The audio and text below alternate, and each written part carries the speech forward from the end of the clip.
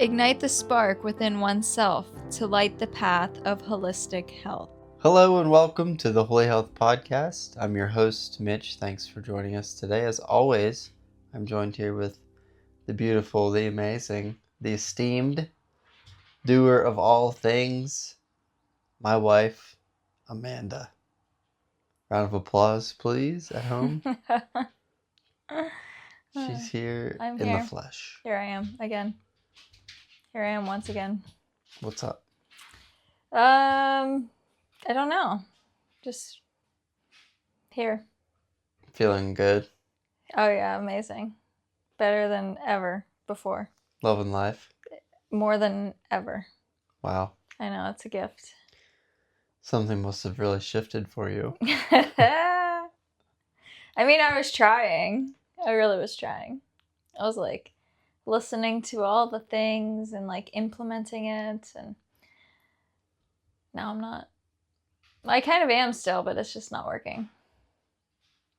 So that's fun. Anything you'd like to elaborate on? I'm just very displeased with myself and life in general. Very unsatisfied. Yeah. Not to, minimize that, but I'm sure a lot of people feel the same way. I mean, you're great at minimizing. Yeah. Yeah. You're professional. If anybody wants anything minimized, go to him and he'll do it.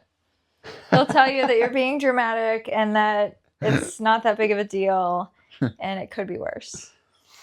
Well, it could always be worse. Yeah, but that's not helpful in the moment to hear. It's like, yeah, we all know it could be worse, but that doesn't invalidate the experience that you're going through. Right. Which is what saying it could be worse usually does. Mm-hmm. It's like, well, yeah, but like, imagine if you were in Ukraine right now, Yeah. It's like, well, I'm not, and I probably won't be there ever. So that's not my experience. Yeah. Like, doesn't help. The great minimizer. So yeah, I'm just struggling. Which is... With what exactly? Everything. Making it through the day. Everything. Just existing. Literally, yes. See, I wake up and I'm like, because oh God. It doesn't seem that way. I know, that's what everybody says. But it is. Like when I was going through that, I was displaying symptoms. Yeah, you were very sulky outwardly.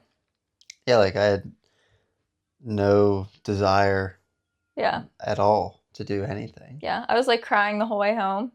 And then I get here and you're out with Lily and I'm like, Lily, hi! And it's like a big, like, exciting thing. But I'm still miserable internally. I mean, that's very on brand for me. Because it's like all of the health problems that I've had over the years too, like they're not like real. Like the first unreal diagnosis I received was like IBS, which is just like, you got some digestive problems. Anybody can have that. Right? So then people are just like, okay, right. They kind of like dismiss it because it's just like not a thing, but it's a thing. That's kind of how everything is that I'm experiencing. You're kind of pretty all over the place. You jokingly said that you were bipolar. Yeah, a couple days ago. Well, I was reading through old journals. And this one was from 2013. I was doing a little research for a future Substack post. And I'm like reading through almost the whole entire year. And like one moment, I'm like, I am so happy, life is beautiful. And the next moment, I'm like, I hate everything, I am miserable. And that's kind of how it is still. I mean, I don't think, from what I remember, which maybe I just forget the bad parts, but from what I remember over the years, that's not a consistent thing. I'd have to look back and see, but I feel like I'm in that space again. So then I was like, well, nothing has changed. I'm the same way I was all of those years ago. And then I spiral into that thought. So I am just treading water. Yeah, it's almost like you had a bit of a regression. Or like you reverted back to that version of yourself. Yeah, I mean, I don't know. I was like, what caused this? I'm not sure if it is like what Lily's going through, or just like everything in life that I've dealt with over the past 6 years. Like, I had like 2 good months in the past 6 years, like at the beginning of this year, and I was like, it's ending. The storm is over. And like, then it was like, JK, it's like a tornado, devastation type of level again. So I don't know if it's that, where I was like struggling for so long and just like, please, like, when is this going to end? And then I thought it ended, and then JK didn't end. I don't know if that is the problem, or like the trigger, or if it's a homeopathic remedy that I took around the same time that also kind of sparked this mental fuckery. It's probably everything, because it's never just one thing, but yeah. Which I'm finding, I don't know yet. I'm not even going to talk about it because it's homeopathic, and I'm seeing a new homeopath at the end of the month, so I'll wait to share until I talk to this lady and see what she thinks about my theory. But yeah, I'm very much struggling again. But for like a couple of weeks, I was really trying. I was like listening to positive things and like embodying that, and I was like, I'm like gonna get my shit together for real. And I'm not. So here I am. Someday. I've made it. I don't know. Who knows? Who cares? That's where I'm at. I'm just like, whatever. If I have to exist like this, I guess this is how it's going to be. So that's that. You'll get through it. Yeah, whatever. You know? Time will go on and the sun will rise and... As it does, always. Yep. Mm-hmm. Live another day. Yep. Yep. So that's where I'm at. I tried craniosacral therapy today. Yeah, I'm really interested to hear what that was about, because before you went, I was skeptical. Well, it's hard because I'm not in a great mood. So I can't tell how I'm feeling. So it was like so the lady that I went to, she does like an initial consultation. So you talk, and then she kind of like assesses your body. So you don't get like a full treatment time. She kind of just like does her assessments, sees where you're at. The way that she described it was, today she addresses like more surface level, like physical stuff. So like physical issues is what she's kind of feeling into and like shifting. And then in future sessions, you would tap more into the mental and emotional, which is what I wanted today, obviously. And I didn't really feel that. I mean, I felt very relaxed and like chill, but not for a very long period of time, because the treatment time was shortened because of the initial consultation. Does that make sense? Yeah. So, yeah, that's where I'm at with that. I don't know what to say. What happened? Well, we talked, so she's like, what's going on? And so I like kind of told her. I mainly was addressing like, or talking about physical issues that like I've had, like my hips and my IT band or whatever it is, tendonitis thing happening on my left side, and my lower back pain. And so like I'm like telling her everything that's basically happening in like that area. And then I was like saying how I think everything is like connected to like emotions, and like I can't shift them and whatever. So we're talking about that. And then she has me get on the table, and she like feels my body. Basically, she's like, hands on my body, like feeling different things, and like doing her thing and telling me what she's feeling. And like she knew. It was so weird because I just said, I have left like pain like on the outer side of my hip. And I just kind of like went like this.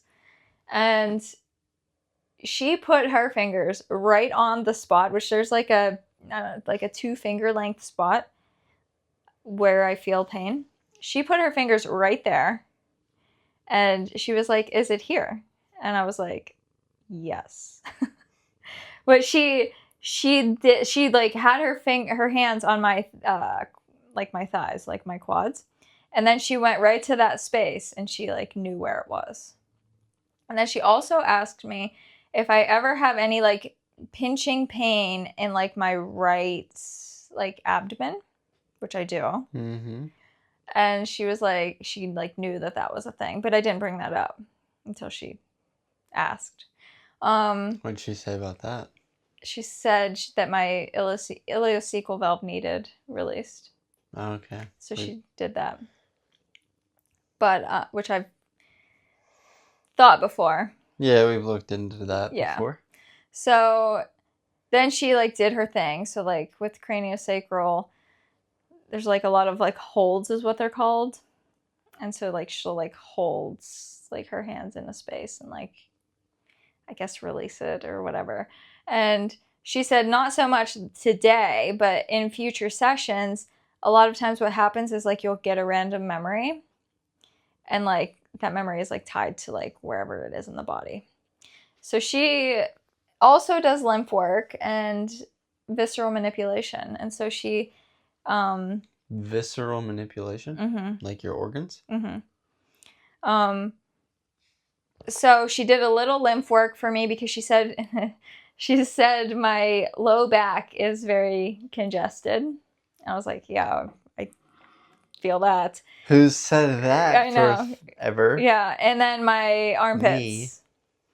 So she did some lymph work in my armpits, my low back, and like in my neck area, and did a lot of work near my sacrum. So she was like lengthening my sacrum away from my lumbar,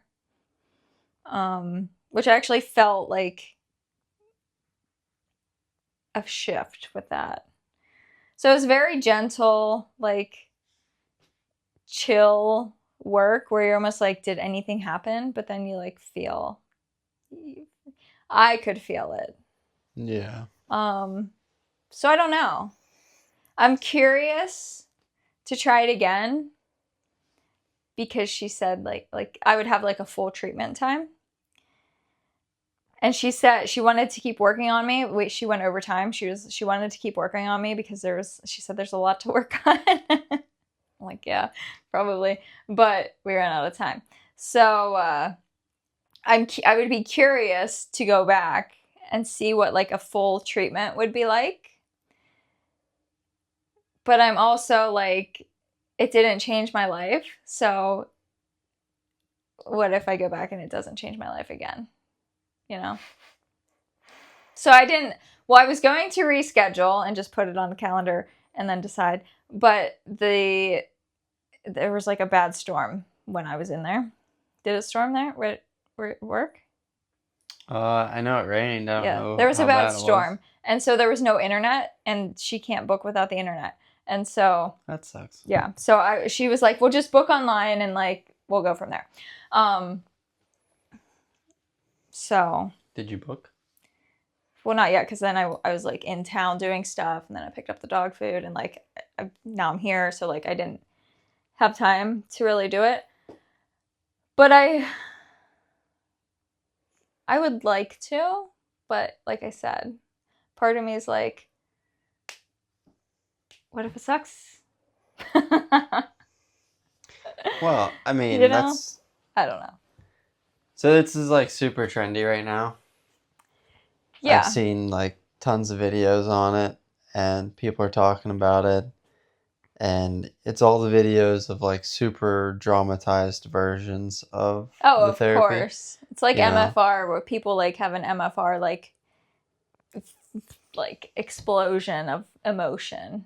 Yeah, like people are crying, Yeah. somebody's like sticking fingers in somebody's mouth and like releasing their jawbone, and just releasing their childhood trauma or whatever, and crazy stuff that you see, and people are like, "Oh, this is great. Like I want to try it."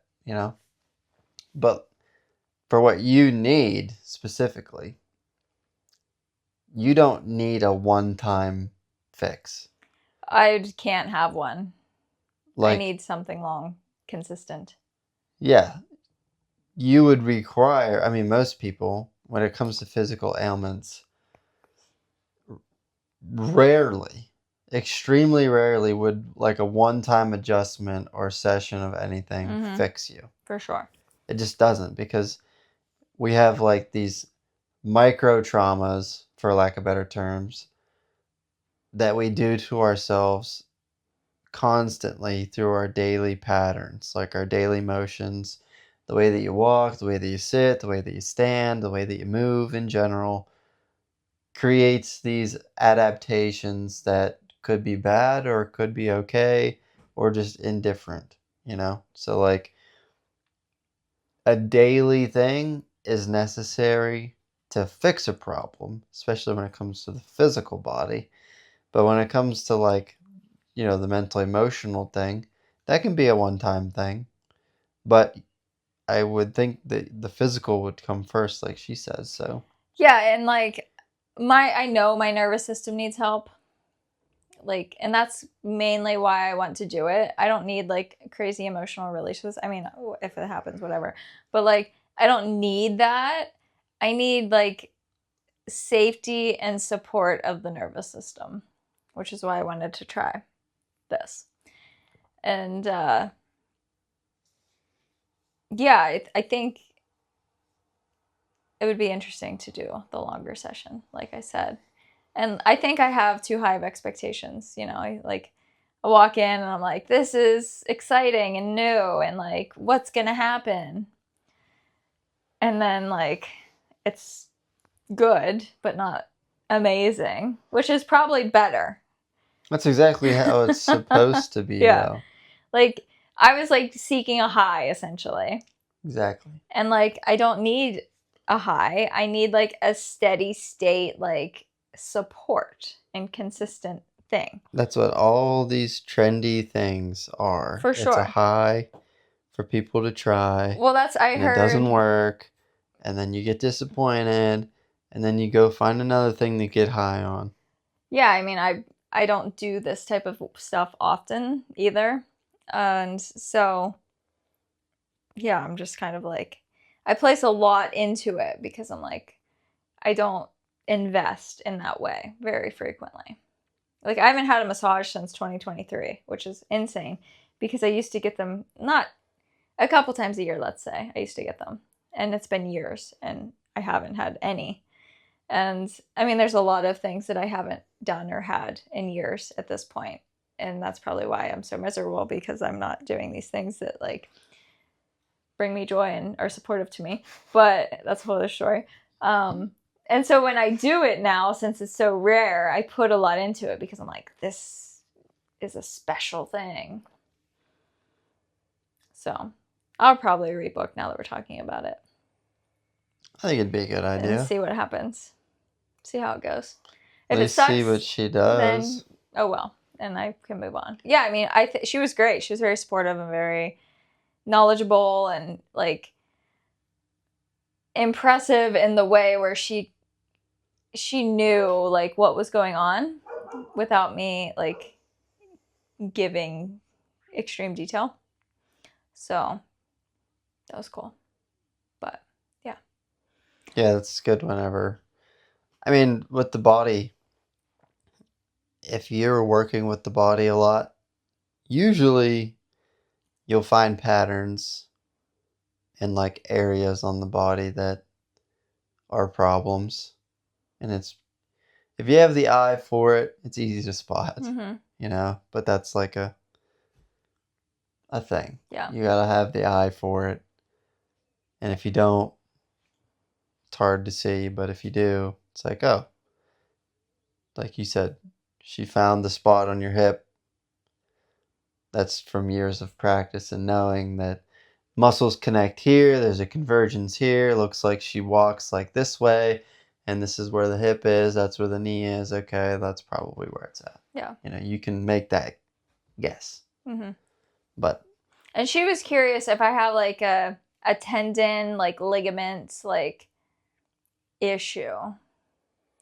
well, that's what tendonitis is. Well, I know, but across the body, like in general. Oh. I was like, I've thought about that recently because hypermobility, like Ehlers-Danlos, like all of that is trendy too these days.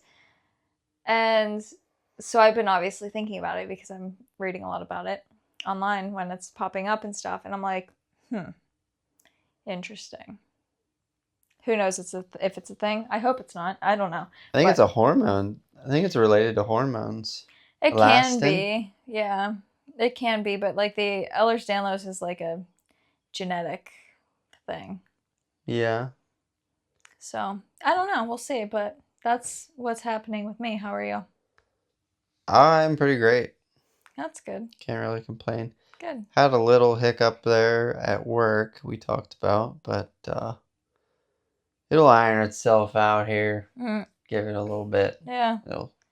The dust will settle. Something new will happen and everybody well, will actually, move on. I do actually want to talk about it because I think it's important. But let me think about how I want to phrase it. So, if you're a fan of the show or me or Amanda, you're my fan. You know a history of my personal life. So obviously, one of my weaknesses is women. Talk about pornography addiction, all of these things, right? I've been very open about some of the issues. And I've had personal experiences in my life that has caused me a lot of turmoil, which revolves around women. So I know that to be an issue. And I take our marriage very seriously. And I want to continue to be married to you. So there are certain things that I have to avoid, or what would you say? Like, take precautions. Boundaries. Yeah. So it's like making awareness. Yeah, because it's like an internal thing that my body lights me up. My body tells me what's going on, and my brain and heart then have to communicate with each other and say, hey, what are we doing about this? Is this okay? Is this not okay? Should we tell Amanda about this? What's going on? So it's really not, like, for most people, it was probably not a big deal. But I could see the direction that it was going to potentially end up. Not like to the end, but even like a little bit down the road, which would be like, so there was this new female at work, and I've already heard rumors that she thinks that I'm attractive and blah, blah, blah. And I don't know this person at all. She's never really had a conversation with me. And I was minding my own business, standing still at one of my workstations, and I felt like somebody rubbed their hand across my back, like as they walked past me. And I saw that it was her, and I was like, that was kind of weird, you know? And there was like some small talk conversation between her and another girl, and they walked off like, ha ha ha, moving on. And I like sat there and I was like cutting my shelves, doing my job, and I'm like, what was that? Why would you do that? We never had a conversation before. Nothing should have insinuated that you could have crossed that line, other than the fact of making first contact, which would be opening the door to some type of flirtatious competition, which is the exact thing that I will 100% cut off. Like, I will nip that in the bud immediately, because I'm not interested in that, and I've been down that road before, and I know exactly where that ends. And I'm not interested in a competition of flirting. So I had a conversation with the HR lady about it. Just said, like, hey, this happened. Didn't really like it. I don't think that it should happen again. Didn't think that anything would come of it. Just thought there would be a conversation had. And then there was just a big whole drama. Everybody knows about it now. So it's like a thing. And I don't know, I was just thinking about it. And I think that something like that can be so harmless. And if you don't address it right away, then it continues to grow and fester and get worse. Like, if I didn't address that right away, and I didn't tell you about it right away, then what's going to happen the next day? It's going to be, a little nudge on the arm, like, hey, what are you doing? Something like that. The bubble has then been collapsed. There's no personal space bubble. There's none of that. The door is completely open. Basically, game on. That's what that means. That's how I took it. And I don't think that I was out of line for taking it that way. Like, some people might think, okay, yeah, you're blowing smoke, but that was my assessment. And I think that I can make those assessments pretty well. So, yeah, I just think that as a man in that situation, it's an interesting situation to be in as a man. It's like kind of abnormal, right? And weird. But as a married man, I think that it's a good idea to do what I did and nip that in the bud right away. For sure. Because like I said, something so harmless, oh, it was nothing. It was no big deal. Well, it could turn into one. Mm-hmm. It could turn into, like I was saying, maybe it wouldn't turn into a situation of like, now we're in the bathroom together doing things, right? Or it would just be a situation that you don't like. You're stuck in because you never addressed it, and you're stuck in that situation that you don't like. You're like, oh man, I'm kind of like flirting with this person like at work all the time, and it's weird, and like now I feel weird about like talking to my wife about it because I didn't tell her initially, and then it becomes a thing. So it's like, address it right away. Don't wait on it. Hit it right now. Mm-hmm. So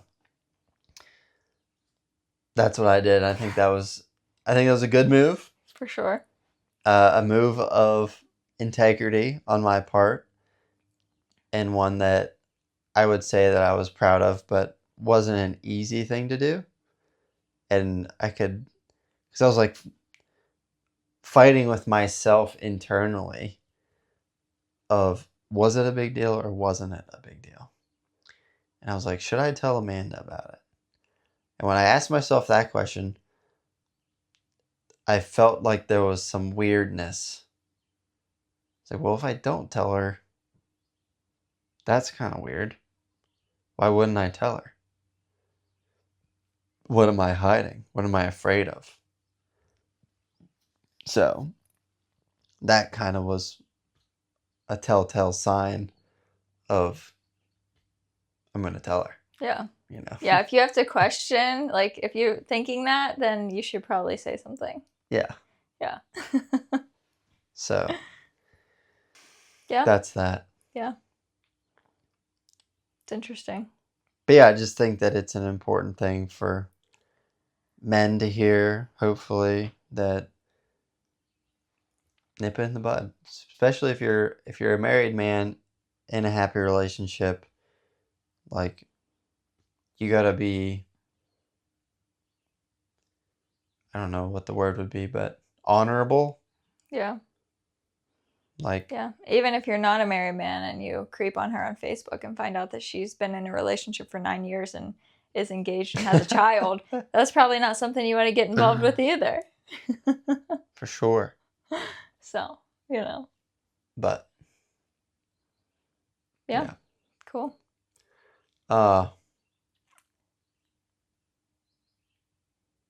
how do we transition from here? Switching gears. Just do it. Transitioning from here.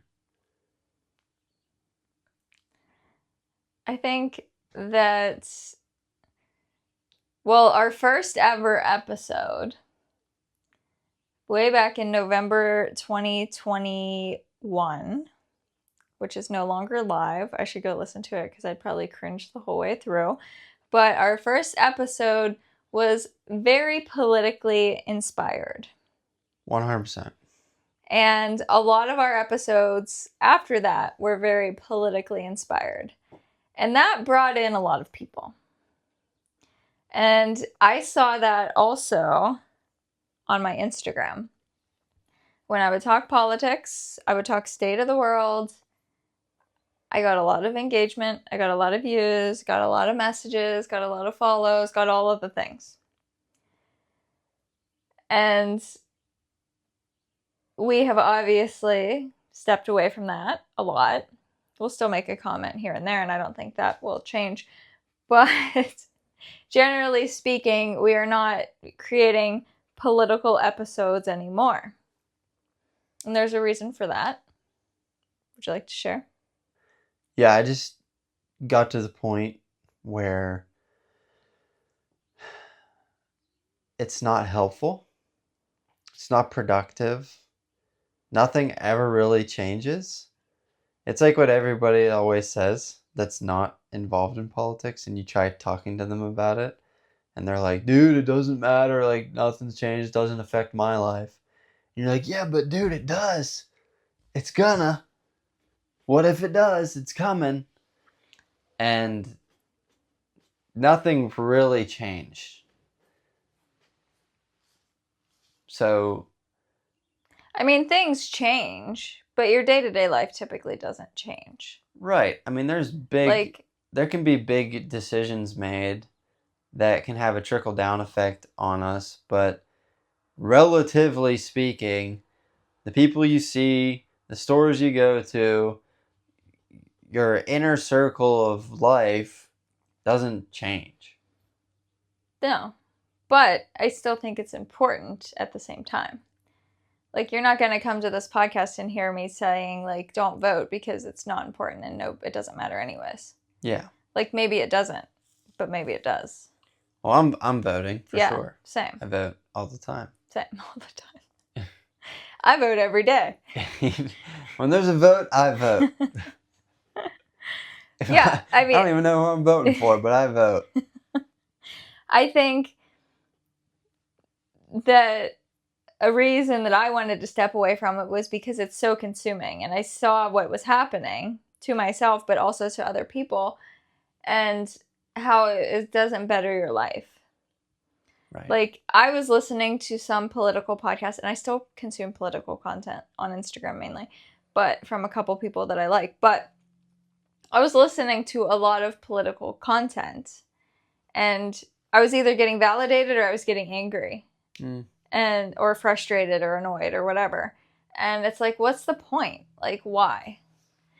I think it's good to be informed and knowledgeable about what's going on, but I think we are all very submersed in ways that are not supportive.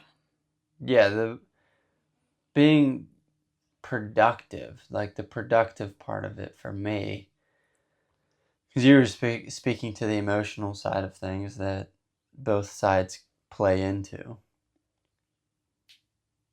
what have you ever had an emotional experience with somebody, like a conversation, emotional conversation that resolved in a good way, like in a productive way? Not really. You like, maybe if it's between two people that really love each other, like husband and wife get emotional, have an argument, things resolve, that's great. Good job. But two friends or people online talking about, well, they're killing babies, but I love babies. And no one's going to win that argument. Yeah, I don't care what facts I present. we talked It about doesn't the matter. abortion topic the other day. I don't remember. We saw a billboard or something, I think. And I think both sides are crazy. I think the pro-choicers and the pro-lifers are crazy. Yeah, because I'm going to get a bumper sticker, and I'm going to put a sticker on my car so that people know my position. Well, and they're so passionate about it either way. And like for me, like, yeah, like I am definitely pro-choice. But I think if you are expressively and aggressively pro-choice, the pro-lifers are going to be like, absolutely not. But vice versa, if you are so passionate about being pro-life, the pro-choicers are like, I will never step foot inside a conservative church because those people are crazy. Mm-hmm. So there's no room for common ground. There's no room for conversation. There's no room for nuance because everybody is so set in their ways of like, this, everybody gets abortions all the time and nobody gets them ever. Yeah. And it's like, I think when you're in the gray space, the middle space, that's where the right answer is. Usually. But nobody likes to be in the gray because gray is uncertain. And uncertainty is one of the worst things for people. Yeah. People do not like uncertainty. It's human behavior. We don't like to not know something or to not feel like we have an idea of how things work or whatever. When things are uncertain, it's not good. So the gray area is that.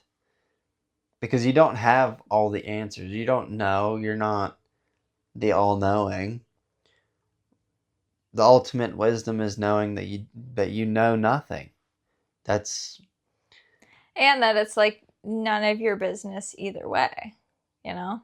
Yeah, if it's it's like, I don't care what you do. Like, if you get pregnant tomorrow and you want an abortion, I don't care. I'm not going to, like, convince you to not get that if you want it. Yeah, I just don't care. That's the problem with the political arena. You know, we're talking about the abortion thing as an example of how the whole system kind of functions. There's two sides. They're both very emotional. They're both very extreme. And those forces, they're met equally with each other. So if I'm acting hysterically, that's going to get met with hysteria on the other side as well. It doesn't matter what the situation is. That's kind of how energy works.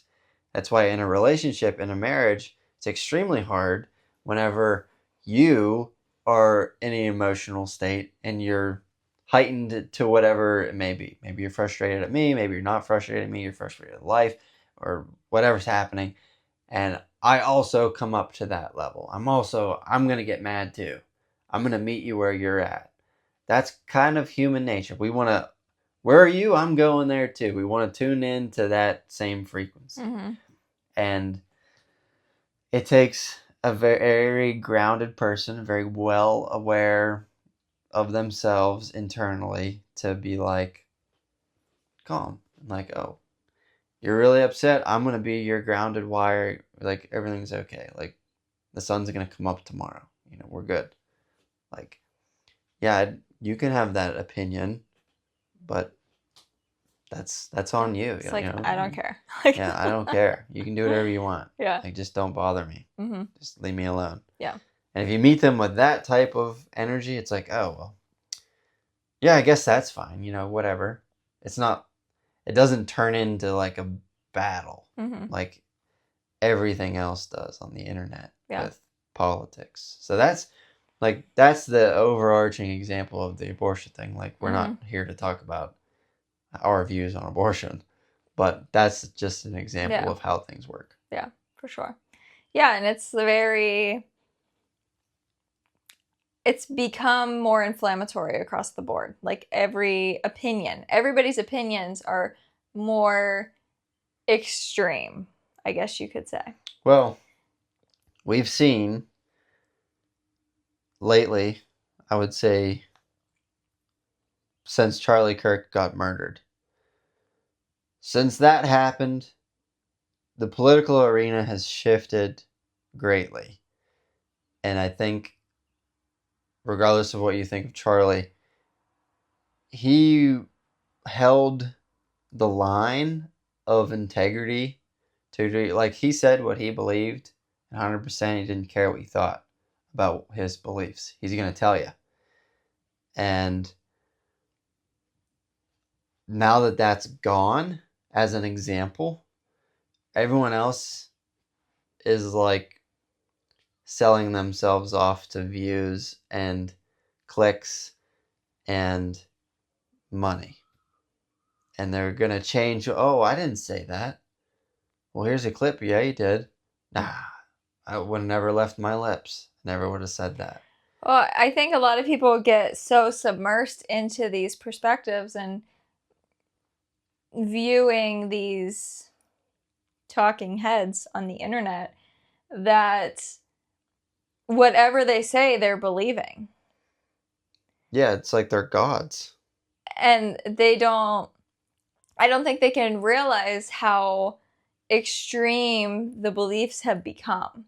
Like, I know somebody locally who 5 years ago, like, we were totally on the same page. And now we are totally not on the same page. And she's like, I'm not voting in November. Like, she thinks Israel's the problem of the world. It's the Jews. And like all of these things, which are very extreme beliefs that she is receiving from very dark forces, I guess you could say.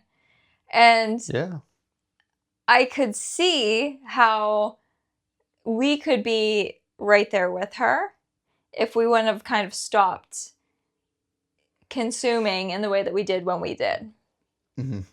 Because it's like a frog in the water. Frog in the pot of water. Yeah. Slowly, you are becoming more radicalized. Yep. And that's kind of what's happening across the board. Both sides. It's happening on both sides. For sure. And people don't realize it because then you have your algorithms that are feeding you all of this stuff to validate what you are now believing and how you're embodying. Like, there are so many people, because I used to be a liberal, and I used to, like, I still follow some of the people that I used to follow back then. And some of them are just so extreme. Like, extreme. And I'm just like, what happens? But I know what happens. Slowly, bit by bit, we're introduced to something, or something happens, and we get submersed in the news, and like, we're just transforming and becoming people with beliefs that aren't even our beliefs, in my opinion. They are fabricated and created from social media, from the news, from other people in our spaces that are kind of feeding these things to us and feeding off of each other too. 100%. It's crazy to watch. Yeah. It's very, like, well planned out. And not to say that there's a puppet master behind the whole thing, but you could say that there is, but it's way more complicated than that. And what I was thinking about when you were saying that was, it's very interesting what happened to our society when the internet broke the world. So we listened to a documentary. I forget which one it was, but they mentioned the monoculture thing. It was a YouTube video, and it was called, I'm pretty sure it was called why we were taught to hate Nickelback or something like that.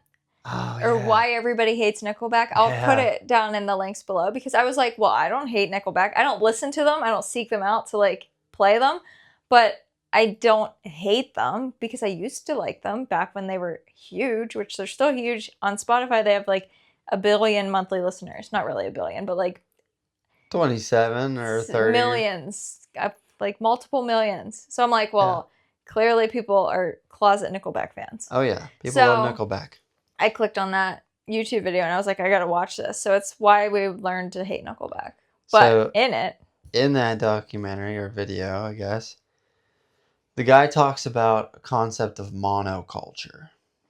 So mono meaning one, culture, where everybody was on the same page of what was happening because it was based off of real time and what was available to us in that time. If we can go back and remember, if you're our age, 30s, then you can remember. But if you're younger, you might struggle to remember the idea that you couldn't stream videos, you couldn't stream TV shows, you couldn't record things. Everything was happening on a schedule, and you had to be home at 8 p.m. for Survivor, and we're all watching, as a family, we're going to sit down and we're watching Survivor, and it's on one TV channel, it's on this certain time, and we're all watching it, or whatever show that it was. Or everybody, like there's X amount of radio stations, and so we're all listening to the same songs mostly. Yes. Yeah. Yes.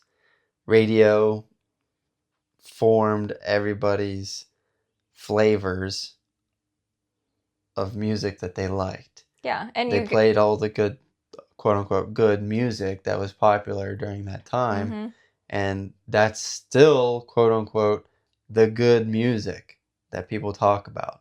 And like, you go to the mall and like you buy from stores at the mall.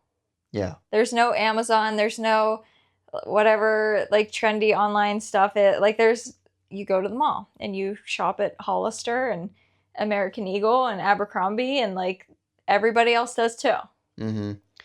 So we were all connected through that concept of monoculture. You have that experience at home. You're watching the show with the family at a certain time, and then the next day, everybody watched it. So you could then talk about it the next day. Like, hey, did you watch last night? Oh, no, I missed it. What happened? Everybody was on the same page. And that changed when the internet came in and the streaming services started, the recording devices started, like DVR. When you could record a movie that was on FX on your dish, that was a game changer. That was crazy. When we could record these movies and then we could skip through all the commercials with our remotes and we can watch a movie. And before, like, you had to either rent a movie, you had to go to the store to buy a movie, bring it home, we all watch it. Remember when Netflix sent you DVDs? Yeah.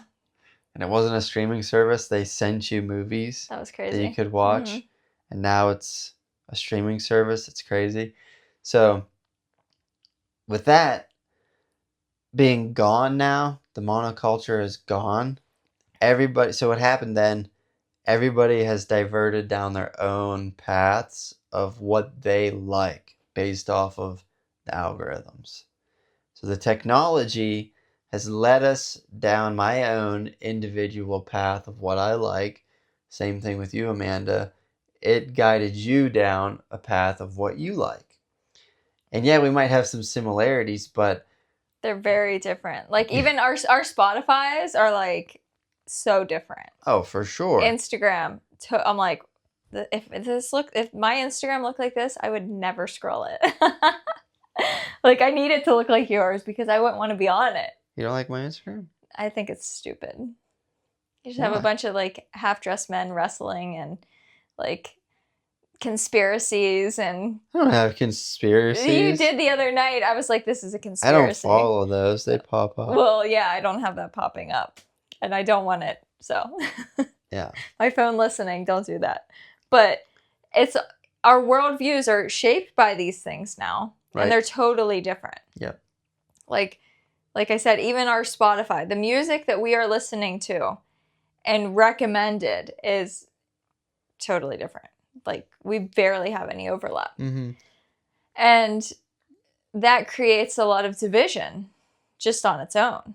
Definitely. And then the escalated version of all of that is the politics. But it kind of starts with the base level interests and daily life things that you're partaking in and that you like. Mm-hmm. And then from there you can go up the ladder to the politics, and like the further up you go, the further out you separate, essentially. Well, I think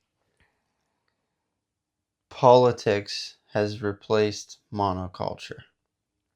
So everybody is keeping track of politics now.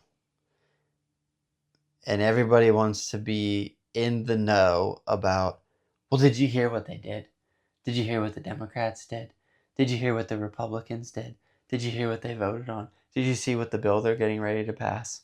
Like, everybody wants to know what's going on all the time.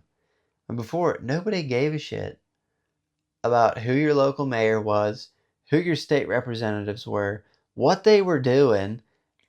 Well, now it's so radical, and you need to know, though. Like, look at LA. Like, for sure. They ruined LA because of the radical mayor that they have and governor. Well, and clearly their election is not secure. For sure. But, like, that's important now, where I feel like back in the day, it wasn't quite as important. Like, it didn't matter as much because the people in office were not as nefarious as they are now. Well, I think that now it's just easier to be I don't want to say evil. It's easier to be greedy, all the 7 deadly sins. You know, there's ample opportunity to make decisions to benefit yourself instead of the reason that you got into politics in the first place. But I think a lot of people who are getting into politics in the first place now are not getting into them for the right reasons. And I think that's why when we see Spencer Pratt or we saw Trump and what, like, the fan bases that they received, I think that's because they got into politics for the right reasons. Yeah, they're not, I don't think, motivated by getting into a lobby and making money and doing that whole thing. Like Karen Bass, I don't know her history for sure, but I would assume she wasn't getting into politics to, like, save Los Angeles. I think she was guided by darker forces, potentially. Yeah, I don't know anything about her, but today's world, today's environment just enables people to make bad decisions. And it's easier to make bad decisions than it is to make good ones. Just like I told my story about work. Like, it would have been a hell of a lot easier to not have everybody at work know what I did and now be viewed in a certain light of like, oh, don't say anything around him because you never know, he'll probably turn you in now. Like, I made a decision based off of my own integrity to make so that I feel good. Not that, you know, I don't know. That's a lot harder to do than to make a bad decision or to not make a decision at all. For sure, but if you're in politics, you need to be doing that. And I think a lot of politicians are not doing that. Right. I'm not giving them an excuse of, hey, it's okay to make bad decisions. I'm not saying that at all. It's just a lot easier for that to happen in today's world. There's so many things, like we talked about already. Things are right in front of you. You know, it's, yeah. But it's not a good environment. It's not something that is, like we said, productive. But yeah, I don't know. Yeah, I think the monoculture is like kind of where it stems from. Because if you think, like, when Obama got in office, like, yeah, Republicans were probably upset. But, and maybe it's just because I was younger, maybe it's because social media wasn't like a thing back then, but the atmosphere is way different than it is now, or that it was after Obama left office. And yeah, we have way more stuff available to us now. For sure. And that kind of makes everything worse. And so I think, like,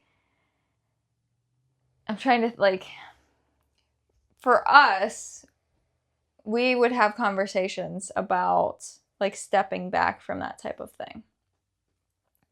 But it's interesting because then you have this whole group of people who are very outwardly spoken about not voting. So, and there's no point, and just live sovereignly. And I'm self-sovereign. And everything will be okay. So you have this whole crew too. So you have like the extreme Republicans, the extreme Democrats, and then you have like the self-sovereign people. It's all a psyop. Yeah. And so I think it's interesting because that is becoming more prominent today as well, because you have people like Candace Owens telling people that voting sucks, and Tucker is telling people that Trump is a terrible person and whatever, and you can have your opinions about all of that. But you have a lot of big names dissuading you from voting. Which they've all, like I said earlier, they've all changed their narratives so that they can get more clicks and For sure. make more money. And so it's like initially we were like divided, so like left and right. And then it became more extreme, so left, right, and then everybody in the middle who feels like they don't fit in anywhere. And also these self-sovereign people who are like, nobody vote, it doesn't matter. So it's almost like we're split into like 4 divisions as a culture now, politically speaking. And I think, personally, the radical Democrats and Republicans are in the same camp as the self-sovereign people. And I think the ideal place to be is in the middle space where you live in America. I think you have a duty to be informed and to vote. And sure, maybe it doesn't matter, but it takes you how much time to actually do. And you're consuming content all the time anyways. And I think you have a duty to make an informed choice when it comes to voting as part of society, because whether you like it or not, it's still going to impact you in some way or another. That's why a lot of these self-sovereign people now live in Texas, or they live in a red state, because it's different.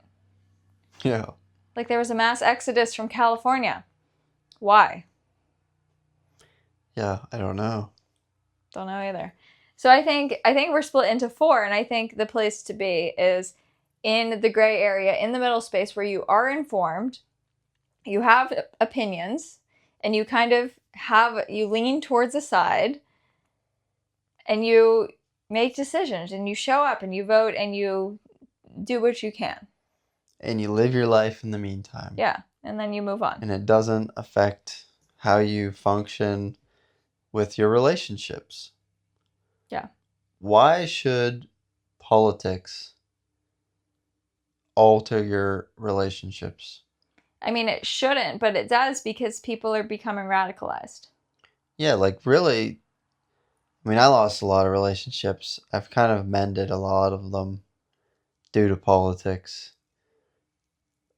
It took a while, but most of it was kind of on my end on how I handle things and how I conceptualize stuff. But I lost a lot of relationships. I would just like write people off, you know? Well, to be fair, a lot of people are insufferable now because of the way that they have become because of their consumptions. Like, there are old friends of mine that like I see online, and I know you can't judge somebody by being online, but I am, and I'm like, what the heck are you, like, what happened, you know? Mm-hmm. So, but again, like you said, them, the way that they are online probably isn't how they are in person. yeah, but it's still an extension of them. Yeah, definitely. That's still part of their personality and it's a part of them, but the way that they are online is, I'm guessing, due to the clicks they get, the interactions they get, the confirmations that they get by being that way. For sure. So the algorithms and the social medias are enabling that to happen. Definitely. And people, like you said earlier, people are doing things that they don't even know why you're doing it. I had a friend, I think I told this story before, but I had a friend, and we were friends for a really long time back when we were vegan, so a long time ago. And in 2020 election, she voted for Trump.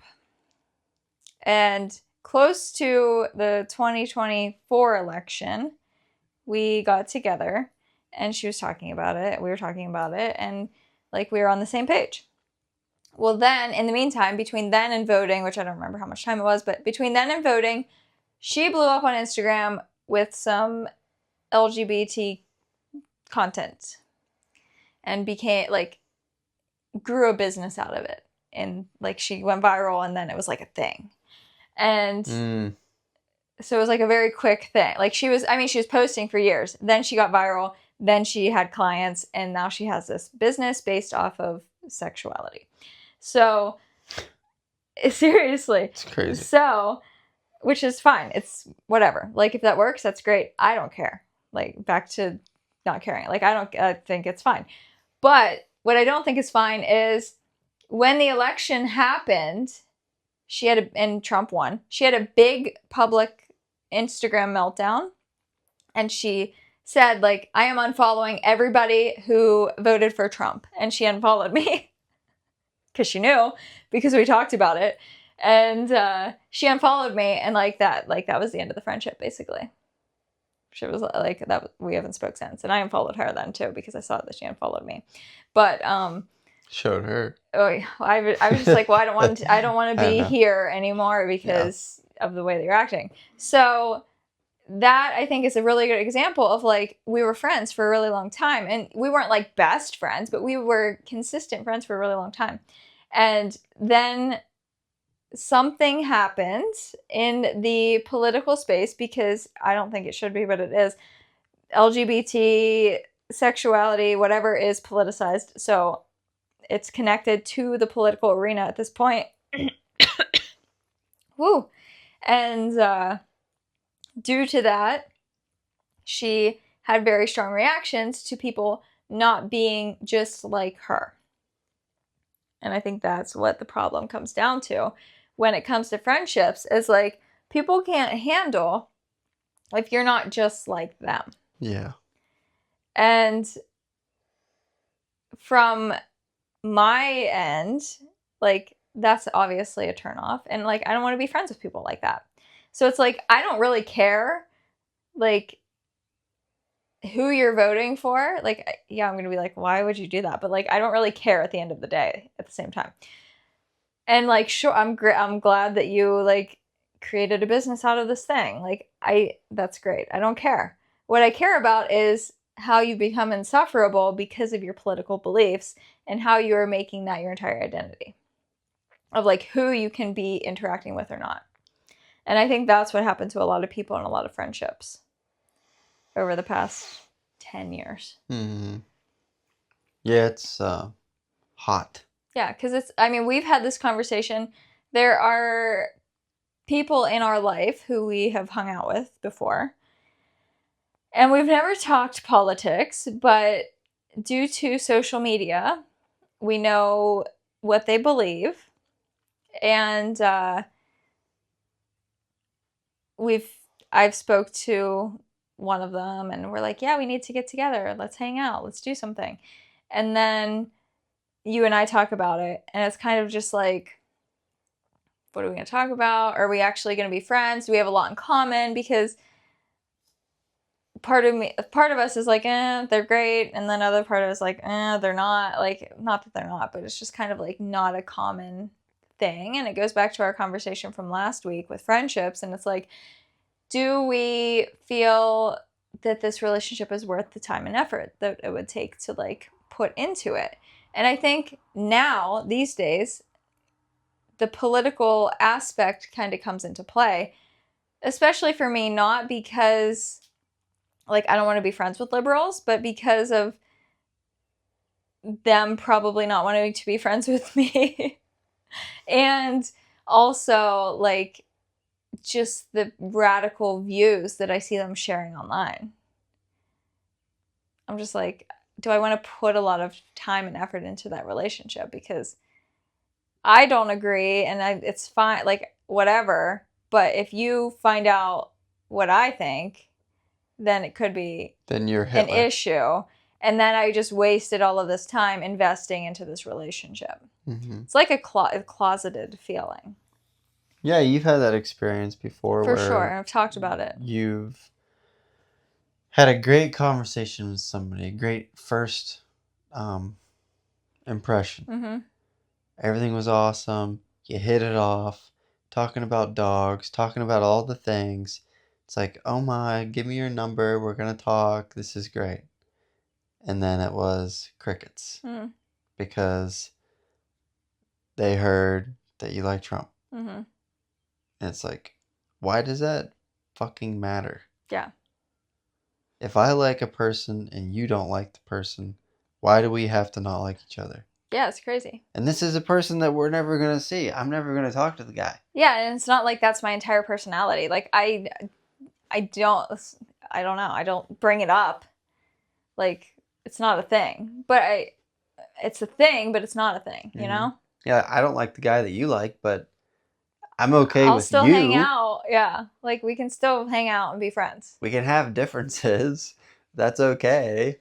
Yeah. Like you said earlier, we can be different people. We don't have to have the same exact verbatim, quote unquote, like, let me fit in this box with you. If I'm outside of the box, oh, we got trouble here. Yeah, and that's kind of what's happening, especially politically. It's like if you don't agree everything I agree, if you don't agree with everything that I agree with, then like I don't like you. Mm-hmm. That's crazy. It's black and white. It's got to be black and white. It's the either gray, this or that. The middle space is where it's at. Moral of the story. Yeah. That's where you got to be because it's like when we talk about health. What made you sick? If you have a chronic issue. Well, it's probably a lot of things. It's probably something to do with your environment or in your lifestyle and your mental and emotional and maybe even spiritual and like physical stuff.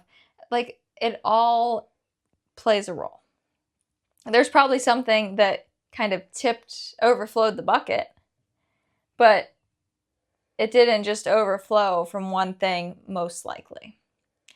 And it's very similar. Health is very similar to that, where it's like, it's not just one thing that has kind of led us here, but everybody's tipping their buckets all the time now. And I think if you can just come back to that middle space, you're not filling your bucket as much. Well, you're more indifferent. You're not. Attachment is a huge problem for people. Attachment makes you become I don't know, it could be radicalized, it could be just mentally you're trapped. And based off of my personal experience with attachment and working through some things, that attachment is a spiritual, mental connection that kind of grounds itself in the physical. So if we're doing that with politics, then we're going to have really, really, really strong opinions that seem like it's life or death. For sure. Because you're attached to that thing so much. You're filling your bucket. Yes. It's like, I'm so attached, fill it, put it in the bucket, put it in the bucket. So like then you have an overflowing bucket because you just put all of these attachments into it. Mm. When it's like, if you are more nuanced in black and white, you're not putting a lot in your bucket because you're like, I don't care if you get an abortion or not. Yeah. I don't need the bucket. I don't care. Like, go get gay married. I don't care. Yeah, I'm indifferent. Mind my own business. Yeah. We're good. Like, I have beliefs and opinions about things that matter to me, and even those things as well. But that doesn't mean that I'm attached to that, and that doesn't mean that I can't change those opinions, and it doesn't mean that, like, I'm not like a single issue voter too. I think that's a whole other thing, whole other topic. But like a lot of people attach to these like secular things. Like it's like women's rights or taxes or whatever it is. Like abortion. Yeah. Guns. Like, there are like these issues that people vote that way just because of those things. Where I'm like, I want to see, I like look at the whole picture. And like, yeah, there's not a perfect candidate who agrees with everything that I believe. But like, I don't even agree with everything that I've ever believed. Like, it's always changing. Like, everything is always changing. And so I think being in that middle space, being in the gray space is where it's at, because you're not filling your bucket. You're not having so many attachments, but you can still have your opinions, your perspectives, be informed, and like participate in society in the way that we are gifted to do so. Mm-hmm. Yeah, I think the attachment and the monoculture are connected together. Everybody is attached to that feeling of monoculture. You want to be a part of the whole thing, the whole system. We all want to be a part of the thing. And we get really attached to that concept and to that idea. And it's just not reality anymore. It's something that we have to transcend and to think differently about. It's a very mature way of thinking. It is moving past the innocence and the immaturity of childhood. We have to think about things on a grander scale with way more complexity, way more nuance that is very uncertain. And there's no real, well, this is what it is. Well, what if it's not? And that throws a wrench in the whole system right there. It's like, this has to be the way that it is. Well, what if it's not? Well, I don't know. It's like that's kind of how we're supposed to do things. We're supposed to question, we're supposed to push and pull, and like, well, let's figure out what is the answer? What do we do? And it's complicated. Yeah, everybody needs to broaden their worldview. I think liberals get stuck in like they feel like their worldview is so broad and they're so like progressive. But like if you put them in a small rural town, that's going to broaden their worldview if they're open to it. Everybody has a certain particular set of experiences. Same. Yeah. And the same goes with if you put like a rural small town person into New York City, like that's the same thing. Like everybody needs to get out and to broaden their worldview and actually like be with that. Yeah. and not be closed off and be like, my worldview is already so broad. I'm so esteemed and educated and progressive. Like, no. Mm-hmm. Clearly you're not because you're thinking like that. Yeah. There's your sign. Yeah. You know? Anytime I go to the city, I'm like, no way. Can't. I feel weird. Don't like it. It's not my vibe. But being there provides me with an experience that broadens my awareness Mm-hmm. of empathy. Well, what's that person's life like? Wonder what they do. Where are they walking to? Well, that person's carrying their groceries. I bet that sucks. Do they live in an apartment? Do they carry it upstairs? Do they go up an elevator? How long does it take to get groceries if you don't have a car? Are they driving a car? There's a lot of things that you can look at and be like, well, what would I do if I lived here? What would my life be like? What would my experiences be like? Mm-hmm. And I don't think that's a unique thing to me.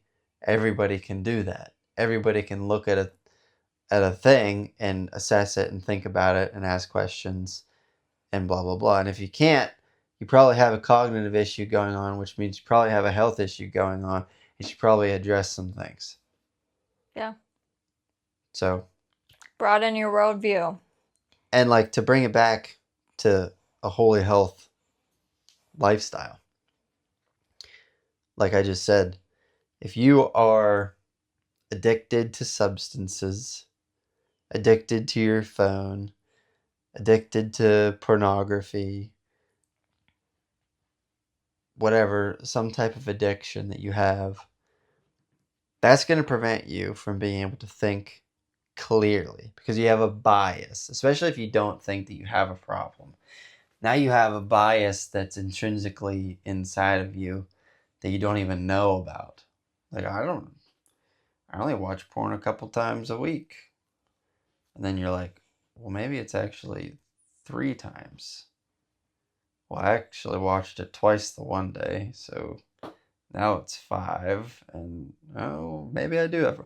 A lot of times we're doing things, especially people that have addictive personalities, we're doing things without really knowing that we're doing them. Until someone brings that to our awareness, it's like, oh, maybe I do have a problem here. Well, maybe it is more frequent than what I thought, you know? But if that's the case, that's going to affect your cognitive abilities. It's going to affect your abilities to make decisions. It's going to affect your behavior, how you act, how you handle certain situations. What's your emotional intelligence? All of that plays a role on your health. Mentally, spiritually, that affects you. And like the whole conversation today, getting trapped into the political arena, that's a health problem. That's a mental health problem that you have and needs addressed because there's more to life than politics. Yeah, it's not good for the nervous system. It's interesting because you got to find a balance so you can be informed but not. But yeah. You have to look at it from the outside. Like you're walking down the street and you're looking into the window of the store and you're like, what's all that stuff in there? I could probably buy some of that, but I'm not going to. I'm going to keep walking. And you're separated. You don't have attachment to the thing. You're unattached. Mm-hmm. That's a practice that is a struggle and it's hard to do. And you got to do a lot of work around that. But it's important work to do. And this stuff is everything's always connected to health. Everything. It all leads back to the most important things in life, which is time and health. And the politics trap affects your time because you're looking at stuff too often and you're consumed by all of these things that really don't matter. And that then affects your health.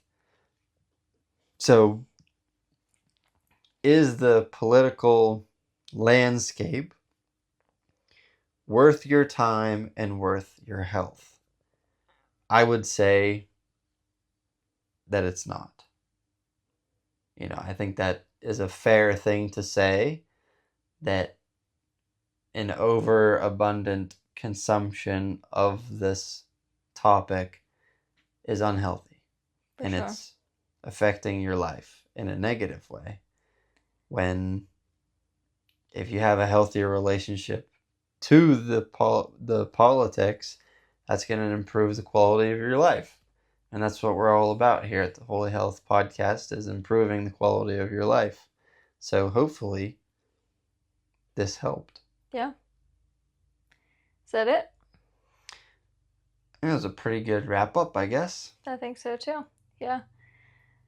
With that, I am on all of the links down below. If you want to practice some non-attachment, a great place to do that is in a yoga class. So you can do that with me down below. And anything to promote for you? Non-attachment stuff. Everyone loves the Four Agreements book. It's like super popular. I never read it. It's a big thing in the yoga community. But some of the attachment work that I've done was related to EMDR, and there's a thing called parts theory, and I think there's books about it. I'm sure you can Google it. I don't know specifically what that would be, but Parts work. parts work, yeah. There's parts of you, and it's a different way of thinking about it. It's a way to reframe yourself. I forget what the other ones were, the books that I thought of. The internal family systems, that's a whole concept that people get trained in and write books about and educate others about. So internal family systems, learning about that and how that affects you, your childhood, and just how you grew up, your dynamics, tells you a lot about yourself, which then tells you why you handle certain things certain ways and how you're attached to certain people in your life and how those things kind of span out, and then you're like, oh, well, that's why I'm attached to this as well, because you can draw the lines to a lot of things, but that's, I guess, some helpful resources. Cool. Leave us a rating and review. Share the show with somebody that you know. And with that, we will talk to you next week. Bye. Bye.